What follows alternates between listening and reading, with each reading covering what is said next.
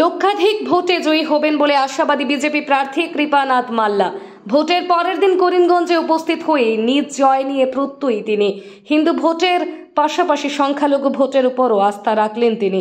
ভোটের দিন হাইলাকান্দি জেলায় ঘুরে বেড়ানোর পর শনিবার করিমগঞ্জ বিজেপি কার্যালয়ে জেলা সভাপতি সুব্রত ভট্টাচার্য সহ সকলের সাথে খোশ মেজাজে দেখা যায় তাকে। কংগ্রেসের সাথে লড়াই করে লক্ষাধিক ভোটে জয়ী হবেন বলে দাবি করেন তিনি।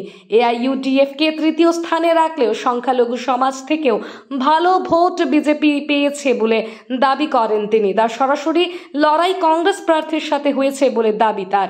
কেন্দ্রে ফের নরেন্দ্র মোদীজির সরকার গড়তে জনগণ যেভাবে উজাড় করে ভোট দিয়েছেন তার জন্য করিমগঞ্জ লোকসভার সকল নাগরিককে অশেষ ধন্যবাদ জানান বিজেপি প্রার্থী কৃপানাথ মাল্লা। এবার জয় নিয়ে আমি 100% আশাবাদী, কারণ এইবার আমরা প্রচারে দেখেছি যে যেভাবে একদম ওইভাবেই ভোট হয়েছে। প্রচারে যেভাবে আমার সঙ্গে মানুষ ছিল এবং মিটিংয়ে যেভাবে উপস্থিতি ছিল, কালকে যেটা ভোট হয়েছে আমি নিজেই ছিলাম হাইলাকান্দিতে। আজকে আমি করিমগঞ্জ এসেছি, এখান থেকে খবর নিয়েছি হাইলাকান্দি এবং করিমগঞ্জ খবর মিলিয়ে দেখছি আমরা 100% কংগ্রেসের সঙ্গেই হবে, ইউডিএফ থার্ডে যাবে আর কংগ্রেসের সঙ্গে আমাদের একটা ভালো ডিফারেন্স, 1 লাখ আশপাশ ডিফারেন্স।